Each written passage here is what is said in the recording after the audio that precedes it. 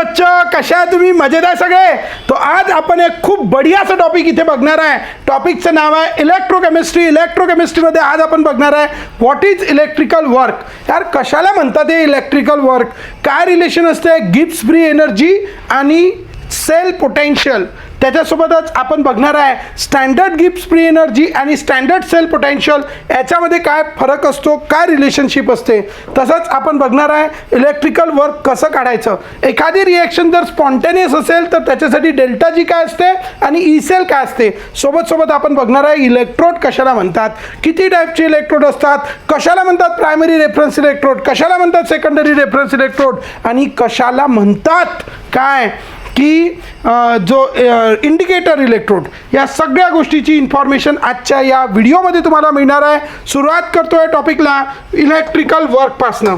आता electrical work म्हणजे काय आपल्याला माहीत आहे यार. एवढ्या दुनियाभराचे वर्क आपण डे टू डे लाईफमध्ये करतो आणि सगळे कशाच्या मदतीने करतो? इलेक्ट्रिसिटीच्या, है ना. आता मी बोलून राहिलो, तुमच्याजवळ आवाज येऊन राहिला. आता काय समजा गेली कोण लाईट, तो काय होईल? हा व्हिडिओ रेकॉर्ड होईल का? नाही. म्हणजे हे कोणचं वर्क होत आहे? Electrical work. बरोबर. तुम्हाला गरमी लागते, का लावता तुम्ही? फॅन. का करते? तो फॅन हाताने फिरवता का? नाही.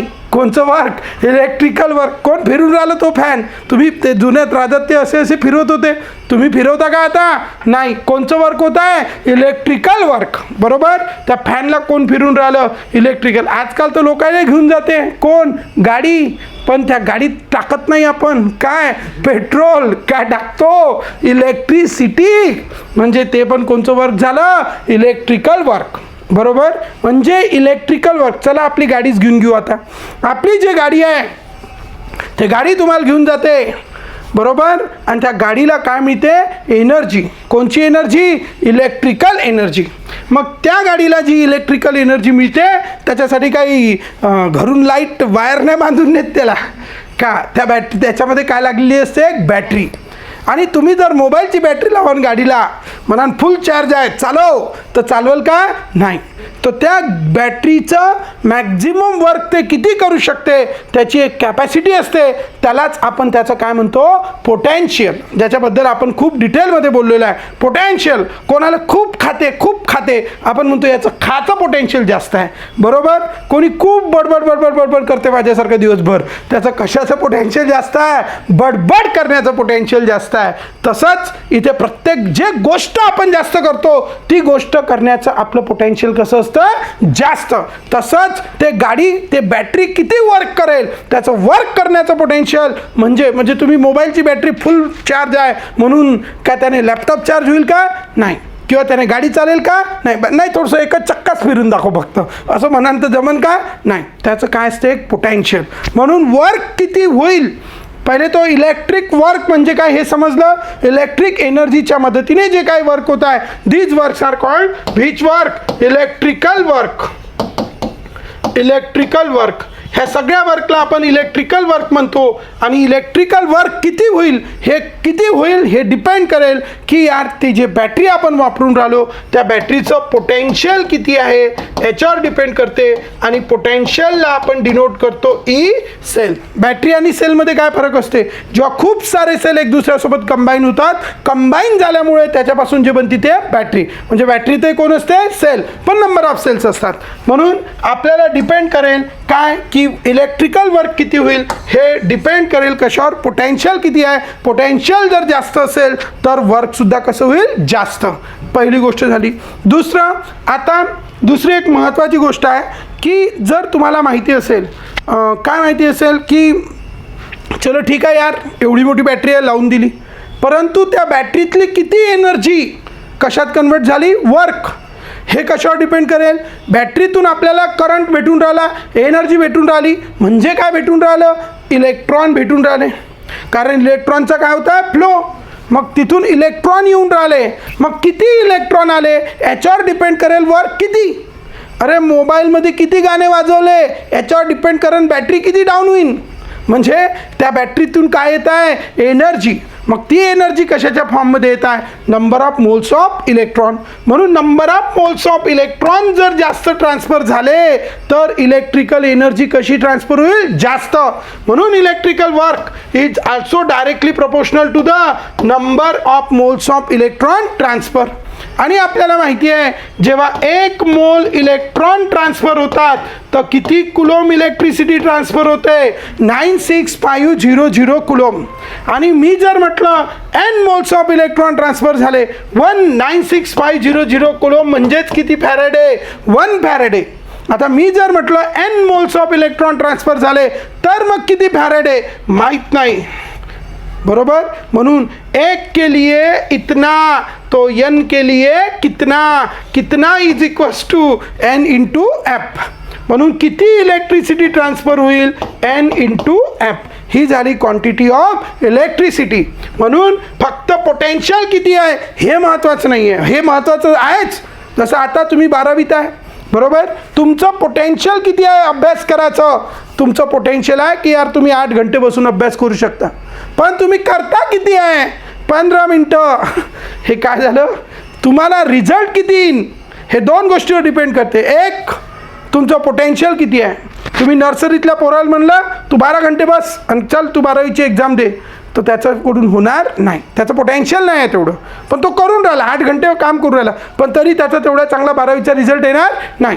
पण तुमचं पोटेन्शियल आहे ते करण्याचं, पण तुम्ही किती वेळ अभ्यास करता याच्यावर डिपेंड करेल तुम्हाला 12वीमध्ये किती पर्सेंटेज मिळेल.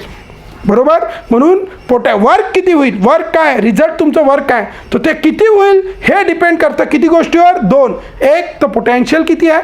हो भाऊ आहे ते 10 घंटे बसायचं पोटेन्शियल, पण तू बसते किती? 5 मिनटं, 1 मिनटं, 10 मिनटं. हे काय? तू जर 2 घंटे बसशील, 3 घंटे बसशील, 5 घंटे बसशील पर डे तर तुझा रिझल्ट चांगला राहील. म्हणून रिझल्ट किती गोष्टीवर डिपेंड करते? 2. तो असाच हे सुद्धा एक पोटेन्शियल किती आहे आणि दुसरं किती क्वांटिटी ऑफ इलेक्ट्रिसिटी ट्रान्सफर होत आहे. ह्या दोघाला कसं आहे? Directly proportional. जर आपण पोटेन्शियल कॉन्स्टंट ठेवलं तर इलेक्ट्रिकल वर्क जे आहे, मग पोटेन्शियल कसं आहे? कॉन्स्टंट. हेच आपण फॉर्म्युला जर घेतला, electrical work is directly proportional to the n F. आपला कॉन्सेप्ट आहे W is equals to some constant into n F. आणि हा कॉन्स्टंट जर मी काय घेतला E, तो मग काय फॉर्म्युला झाला? NFE. ठीक आहे. म्हणून यालाच काय दिलं? NFE cell. मग हे झालं कोण? Electrical work. म्हणून लक्षात ठेवा इलेक्ट्रिकल वर्कचा जो फॉर्म्युला आहे, electrical work is given by the formula electrical work is given by the formula NFE cell. लक्षात ठेवा कोणता फॉर्म्युला आहे? NFE cell. Why we get the formula for electrical work is equals to NFE cell. Do you understand? चला आता थोडंसं अजून दुसरीकडे जाऊ. तो this is the electrical work. आता मला एक गोष्ट पुन्हा सांगा बेटा. आपल्याला माहिती आहे आपल्या बॉडीमध्ये एनर्जी आहे का नाही आहे? आहे. बरोबर. पण तुम्हाला समजा आज तुम्ही आता सकाळी जेवून आले 8 वाजता, आता वाजून राहिले रात्री 8. बरोबर. मग आता तुम्ही तुमच्या बॉडीतली एनर्जीच्या मदतीने काय केलं? वर्क. मग अजून तुम्हाला म्हटलं आज तुम्हाला जेवायला नाही, ठीक आहे, चल बिलकुल जेवायचं नाही, तो का होईल? तुम्ही आज रात्रीपर्यंत पण काय करू शकाल? थोडंफार काम करू शकाल. तुम्ही दुसऱ्या दिवशी म्हटलं आजही जेवायला नाही आहे, चल तसंच काम कर, तर उद्या तुम्ही काम करान, पण कसं करान? खूप कमी. असं 8 दिवस केलं तर मग 8 दिवसानंतर काय होईल? डोळे हलणार नाही. बरोबर. 8 दिवस मग काही वर्क होईल का? हातही उचलू नाही शकणार, म्हणजे काही वर्क नाही. मग तुम्ही आहे पण वर्क करत नाही. म्हणजे बॉडीत एनर्जी आहे पण ती कशात कन्वर्ट होत नाही? वर्कमध्ये कन्वर्ट होत नाही. ते तुम्ही लहान नाही, ते मोठे बुढे जे राहते त्यांचं तुम्ही ऐकलं असेल, खाली टाकला पण जात नाही. बरोबर. टाकलेलं आहे खाली पण जात नाही, आहे पण काहीच हालचाल नाही. बरोबर. त्याला काय म्हणते? बॉडीत एनर्जी आहे पण वर्कमध्ये कन्वर्ट होत नाही. बरोबर. तो अशी एनर्जी, कशी? अशी जी कशात कन्वर्ट होऊ शकते? वर्कमध्ये कन्वर्ट होऊ शकते. अशा एनर्जीला म्हणतात कोणची एनर्जी? Gibbs free energy. ठीक आहे. The energy available with the system which can be converted into useful work, that energy is called Gibbs free energy. लक्षात ठेवायचं, कोणत्या एनर्जीला गिब्स फ्री एनर्जी म्हणायचं? जी एनर्जी कशात कन्वर्ट होऊ शकते? युजफुल वर्कमध्ये कन्वर्ट होऊ शकते, अशा एनर्जीला म्हणतात Gibbs free energy. So Gibbs free एनर्जीला आपण डिनोट करतो आहे जी. कशाने डिनोट करतात? जी. मग मला सांगा यार, तुम्ही घरून निघून आले होते, तुमची एनर्जी बॉडीत 10 जूल एनर्जी होती, म्हणजे तुम्ही एवढं वर्क करू शकत होते.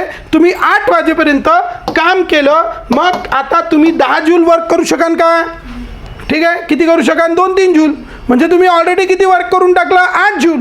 मग आता तुमच्या बॉडीत अजून वर्क करायची कॅपॅसिटी किती आहे? 2. म्हणजे 2 जूल तुमची काय राहिली आता? Gibbs free energy. मग तुम्ही वर्क केलं किती? हे करू शकणार. आणि हे जे उरलं, जे कमी झाली, हे कशात कन्वर्ट झाली? वर्कमध्ये. बरोबर. म्हणजे तुमच्या बॉडीमधली किती एनर्जी वर्कमध्ये कन्वर्ट झाली? Delta G. G2 - G1. ठीक आहे, G2 - G1. आता G2 किती होता? 2 आणि G1 10, मग -8 जूल. एवढं का झालं? वर्क.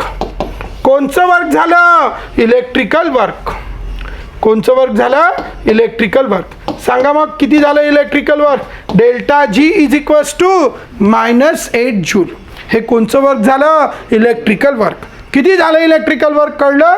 सो लक्षात ठेवायचं आहे, delta G is equals to -8 joule. This is the which work? Electrical work. कोणचं वर्क? Electrical work. समजलं सर्वांना? तो लक्षात ठेवा, this delta G is equals to -8 joule and this work is a which work? Electrical work. Sorry, work. समजा हे जर हे तुम्ही आहे, तुम्ही काय म्हणजे इलेक्ट्रिसिटी नाही, पण बॅटरीमध्ये पण काहीतरी एनर्जी आहे, ती किती वर्क करू शकते? बॅटरी तुम्ही फुल चार्ज करा आणि दिवसभर वाजवा गाणे, तरी थांबत नाही. आणि बॅटरी जर कमी चार्ज असती तर दिवसभर वाजत नाही, म्हणजे तिची वर्क करायची कॅपॅसिटी कशी आहे? कमी. म्हणून delta G is minus represent करते की एवढी एनर्जी कन्वर्ट झाली. म्हणून आपण म्हणू शकतो इलेक्ट्रिकल वर्क म्हणजेच delta G is equals to किती? वर्क आणि मायनस हे work. Delta G is equal to हे काय? 8 जूल काय? वर्क. आणि मायनस का रिप्रेझेंट करते? का मायनस घेतलं? समजलं? कारण एवढी एनर्जी काय झाली? कमी. म्हणून आपण इथे काय लिहू शकतो? Delta G is equals to -W. That W is the which work? Electrical work. And so we can write here the formula delta G is equals to minus काय? NFE cell. Delta G is equals to -NFE cell. -NFE cell. This is the formula for delta G, that is the Gibbs free energy. कळलं? तो अशा प्रकारे आपल्याला डेल्टा जीचा formula मिळतो. Delta G is equals to -NFE cell. कळलं? जर पोटेन्शियल जर स्टँडर्ड पोटेन्शियल असेल तर तिथे जी गिब्स फ्री एनर्जी मिळते तिला आपण डिनोट करतो delta G0 and this delta G0 is equals to -NFE0 cell. तो हे लक्षात ठेवायचं. आता मला सांगा काय होईल? तुम्ही स्वतःहून काम कधी कराल? जेव्हा तुमच्या बॉडीमध्ये एनर्जी खूप जास्त राहील. बरोबर. म्हणून डेल्टा जी जेव्हा निगेटिव्ह असते तेव्हा रिॲक्शन कशी असते? स्पॉन्टॅनियस, स्वतःवरून होते. बरोबर. परंतु जेव्हा डेल्टा जी कसा असते? पॉझिटिव्ह, तेव्हा रिॲक्शन कशी असते? Non spontaneous. लक्षात ठेवा, जेव्हा डेल्टा जी निगेटिव्ह असते तेव्हा रिॲक्शन कशी असते? स्पॉन्टॅनियस. आणि जेव्हा डेल्टा जी कसा असते? पॉझिटिव्ह, तेव्हा रिॲक्शन कशी असते? Non spontaneous. तो this is about the spontaneous and non spontaneous. when the delta G is negative, reaction is spontaneous, and when the delta G is positive, the reaction is non-spontaneous. So this is about the spontaneity of the reaction. तो जेव्हा negative आहे तेव्हा spontaneous आणि positive आहे तेव्हा non spontaneous. कळलं? आता मला या दोन गोष्टीनंतर एक तिसरी गोष्ट सांगा. This is about the spontaneity of the reaction, whether the delta G is negative or positive. आता थर्ड गोष्ट आपण इथे महत्त्वाची इथे बघतोय. When the delta G is negative तो स्पॉन्टेनियस पॉझिटिव्ह. आता या रिॲक्शनवरून बघा, समजा डेल्टा जी निगेटिव्ह असला, निगेटिव्ह काय होऊन जाईल पॉझिटिव्ह. हा एन एफ तिकडे चाललं जाईल, तो ई झिरो सेलची व्हॅल्यू कशी मिळेल पॉझिटिव्ह. म्हणून स्पॉन्टॅनिटीसाठी कंडिशन आहे डेल्टा जी निगेटिव्ह किंवा ई सेल कसा पाहिजे पॉझिटिव्ह. तेव्हा रिॲक्शन कशी राहते स्पॉन्टॅनियस. किंवा जर नॉन स्पॉन्टेनियससाठी ई सेल कसा पाहिजे निगेटिव्ह. तो या कंडिशन आहे कुठलीही रिॲक्शन स्पॉन्टेनियस किंवा नॉन स्पॉन्टेनियस असण्यासाठी. So these are the condition. Delta G should be either negative or positive for the reaction to be spontaneous. कळलं. तर हे झालं आपलं रिलेशन की हाऊ वी कॅन डिसाईड तो इलेक्ट्रिकल वर्क कशाला म्हणतात. Relationship between Gibbs free energy and cell potential, relationship between standard Gibbs free energy and standard cell potential. ठीक आहे. आणि आपण बघितलं स्पॉन्टॅनिटी ऑफ द रिॲक्शन. आता आपण नेक्स्ट पॉईंट बघतो इलेक्ट्रोड. आपल्याला माहिती आहे इलेक्ट्रोड काय. आपण एक सेल शिकलो होतो, त्या सेलमध्ये काय घेतलं होतं आपण, इकडे एक कंटेनर घेतलं होतं, दुसरं एक कंटेनर घेतलं होतं आणि इथे आपण घेतला होता कोणाचा रॉड, झिंकचा रॉड. आता हा आहे आपला झिंकचा रॉड आणि इथे घेतला होता आपण कोणाचा रॉड, कॉपरचा रॉड. आणि या कॉपरच्या रॉडला झिंकच्या रॉडला आपण बुडवलं होतं कशात, ZnSO4च्या सोल्युशनमध्ये आणि कॉपरच्या रॉडला बुडवलं होतं CuSO4च्या सोल्युशनमध्ये.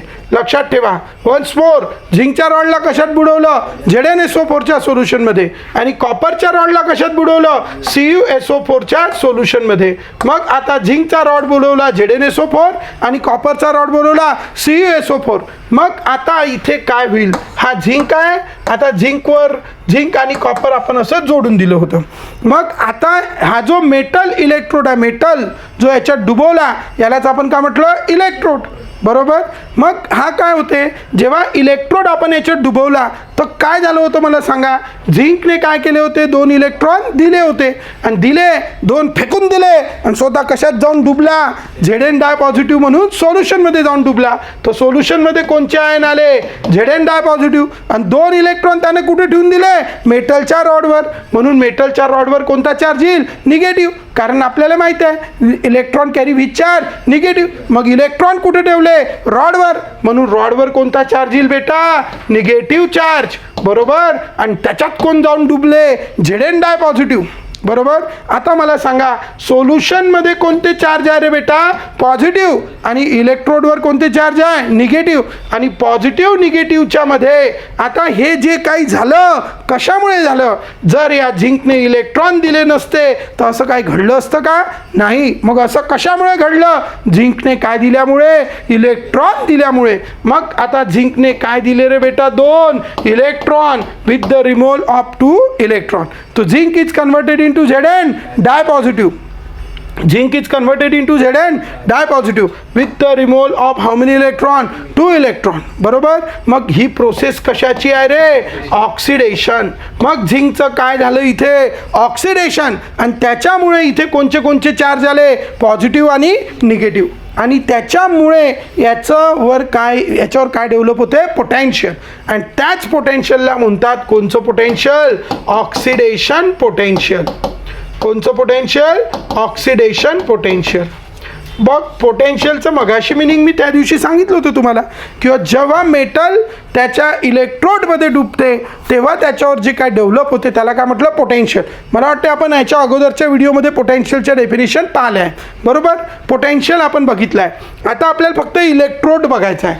तो आता हा इलेक्ट्रोड आहे, हा इलेक्ट्रोड आहे, याचा पर्टिक्युलर काहीतरी पोटेन्शियल राहील, याचं काहीतरी पोटेन्शियल राहील. याचं oxidation potential E0 oxidation of zinc जेवढं राहते तेवढंच त्याचं कोणचं पोटेन्शियल राहते रिडक्शन पोटेन्शियल राहते. फक्त त्यांचं साईन कसं राहते अपोजिट. ठीक आहे. लक्षात ठेवायचं जेवढं ऑक्सिडेशन पोटेन्शियल तेवढंच कोणतं पोटेन्शियल रिडक्शन पोटेन्शियल, फक्त त्यांचं साईन कसं राहते अपोजिट. म्हणून E0 oxidation of zinc is equals to E0 reduction of zinc, फक्त त्यांचं साईन कसं राहते अपोजिट.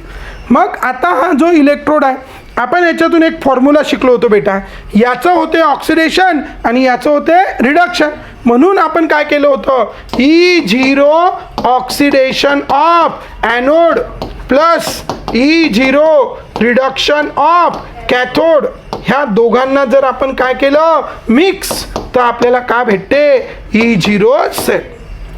ठीक आहे. मग आपण याच्यात बघितलं होतं की यार जर तुम्हाला फक्त कोणाच्या टर्ममध्ये लिहायचं असेल रिडक्शन पोटेन्शियल, तो E0 ऑक्सिडेशन ऑफ ॲनोड म्हणजेच काय होतं minus E0 reduction of that particular anode plus हे जसंच्या तसं. म्हणून आपल्याकडे एक फॉर्म्युला भेटला होता. काय फॉर्म्युला भेटला होता सांगा? E0 cell is equals to E0 reduction of cathode minus E0 reduction of anode. आठवते का? मी सांगितलं होतं तुम्हाला, जर आपल्याला कशाच्या टर्ममध्ये लिहायचं असेल, जर तुम्हाला कोणाच्या टर्ममध्ये लिहायचं असेल रिडक्शन, तो रिडक्शन कोणावर होते? कॅथोड. म्हणून फॉर्म्युला राहील कॅथोड मायनस ॲनोड. काय फॉर्म्युला राहील? Cathode minus anode. जर तुम्हाला ऑक्सिडेशनच्या टर्ममध्ये लिहायचं असेल, दोन्ही ऑक्सिडेशन पोटेन्शियल पाहिजे असेल, तर फॉर्म्युला राहील ॲनोड मायनस कॅथोड. बरोबर. मग आता हे झालं आपलं सेल पोटेन्शियल. पण यार मी जर म्हटलं, लक्ष द्या आता चांगलं, जर मी म्हटलं की यार आपल्याला माहीत नाही याचं किती पोटेन्शियल, आता इथं बघा झिंक आणि कोण कोण आहे आपल्याकडे? कॉपर. समजा मी म्हटलं E0 सेल, सेलचं पोटेन्शियल आपल्याला माहीत आहे 2 व्होल्ट. आणि समजा कॅथोड, कॅथोड कोण आहे? कॉपर, त्याचं पोटेन्शियल आपल्याला माहीत नाही. E0 रिडक्शन ऑफ कॉपर आपल्याला माहीत नाही. आणि समजा E0 reduction of anode, anode कोण आहे? झिंक, हे आपल्याला माहीत आहे किती आहे? Minus 0.763 volt. आता मला हे माहीत आहे आणि हे माहीत आहे, आता याची व्हॅल्यू माहीत नाही. पण या दोघांच्या व्हॅल्यू ठेवून आपण याची काय काढू शकतो? पोटेन्शियल काढू शकतो. बरोबर. म्हणजे आपण याचं पोटेन्शियल कोणाच्या मदतीने काढलं? जर तुम्हाला याचं पोटेन्शियल माहीत नसतं तर का तुम्ही याचं पोटेन्शियल काढू शकले असते? म्हणून आज तुम्ही याचं पोटेन्शियल काढू शकले. कोणाच्या मदतीने? याच्या म्हणजे कोणाच्या? झिंकच्या. बरोबर. म्हणजे तुम्ही आज त्याचं पोटेन्शियल कोणाच्या रेफरन्सने काढलं? याच्या. बरोबर. म्हणजे हा कसा इलेक्ट्रोड झाला? हा असा इलेक्ट्रोड झाला ज्याचं पोटेन्शियल स्वतःवरून काय आहे? माहीत आहे. आणि त्याच्या मदतीने आपण कोणाचं पोटेन्शियल काढू शकतो? दुसऱ्याचं. अशा इलेक्ट्रोडला म्हणतात रेफरन्स इलेक्ट्रोड. रेफरन्स घेऊन राहिलो ना त्याचा. तुम्हाला एखाद्याची हाईट मोजायची आहे, किती आहे? 1.5 फूट आहे की 2 फूट आहे मोजायचा आहे. मग तुम्ही काय करता? का घेता? एक स्केल. त्या स्केलमध्ये कोणीतरी सांगून ठेवला की एवढं डिस्टन्स म्हणजे 1 सेंटीमीटर. त्याने 1 सेंटीमीटरचे जोडले. मग म्हणलं की एवढी सेल म्हणजे 1.5 फूट किंवा 1 फूट. मग ते 1 फूट 2 फूट 3 फूट तुम्ही लावता ते. हां, हे 3 फूट आहे. ठीक आहे. मग मला सांगा तुम्ही कशाचा रेफरन्स घेतला? स्केलचा. त्यानं ते काही इमॅजिन केलं की एवढं म्हणजे 1 सेंटीमीटर. काहून 1 सेंटीमीटर? काही त्याचं रिझन नाही. एवढं म्हणजे 1 सेंटीमीटर. तो का घेतला तुम्ही? रेफरन्स. आणि त्याच्या रेफरन्सनं तुम्ही सांगून राहिले की एवढं डिस्टन्स म्हणजे 3 सेंटीमीटर किंवा एवढं डिस्टन्स म्हणजे 3 फूट. कळत आहे सर्वांना? तसंच इथे आपण याचा रेफरन्स घेतला की याचं पोटेन्शियल एवढं आहे म्हणून याचं पोटेन्शियल जे काही येईल. बरोबर. मग असा इलेक्ट्रोड कसा? असा ज्याचं पोटेन्शियल ऑलरेडी कसं आहे? माहीत आहे. बरोबर. ज्याचं पोटेन्शियल ऑलरेडी माहिती आहे आणि त्याच्या मदतीने आपण दुसऱ्यांचं पोटेन्शियल कॅल्क्युलेट करू शकतो, अशा इलेक्ट्रोडला म्हणायचं रेफरन्स इलेक्ट्रोड. ठीक आहे. तो what is reference electrode? Reference electrode.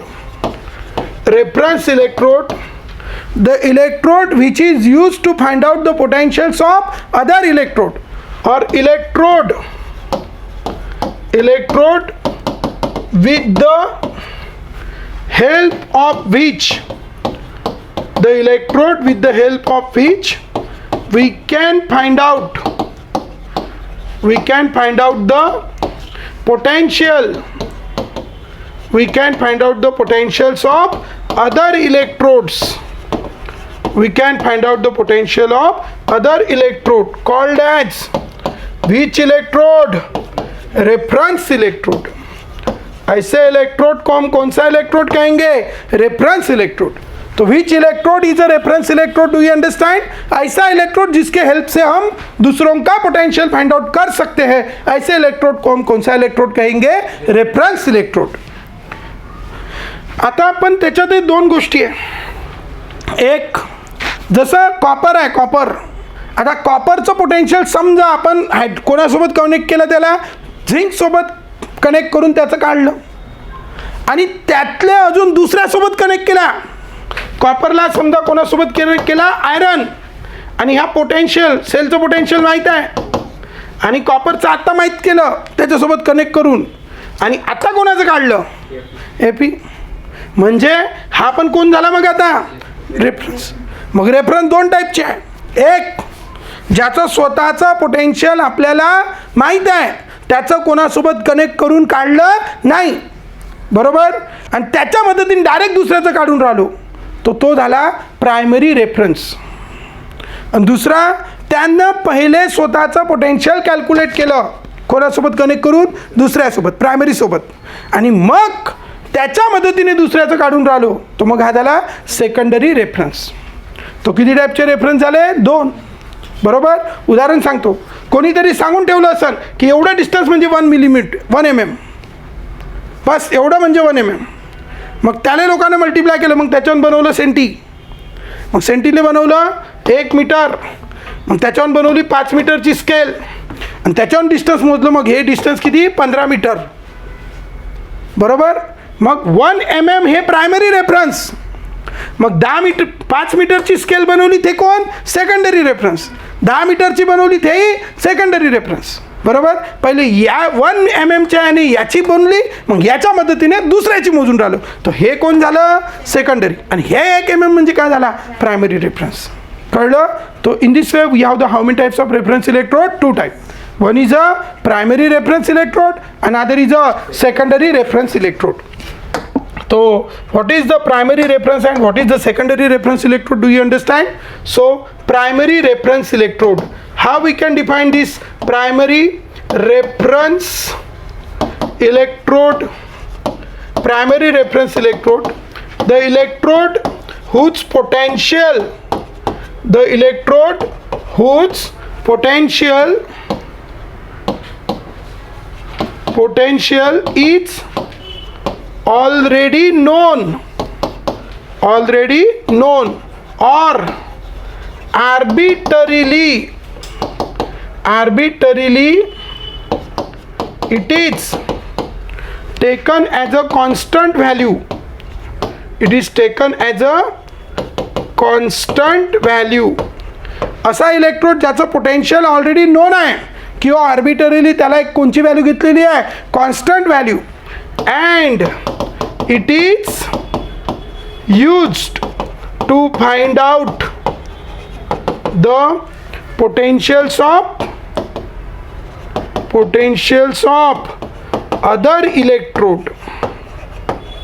It is used to find out the potentials of other electrodes called as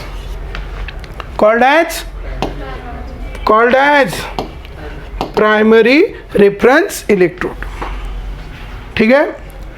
अब सेकेंडरी रेफरेंस क्या रहेगा, इसका एग्जाम्पल है standard hydrogen electrode. Standard hydrogen electrode ध्यान में रखेंगे, इसको शॉर्ट में बोलते हैं SHE. SHE stands for standard hydrogen electrode. So what is this standard hydrogen electrode, do you understand?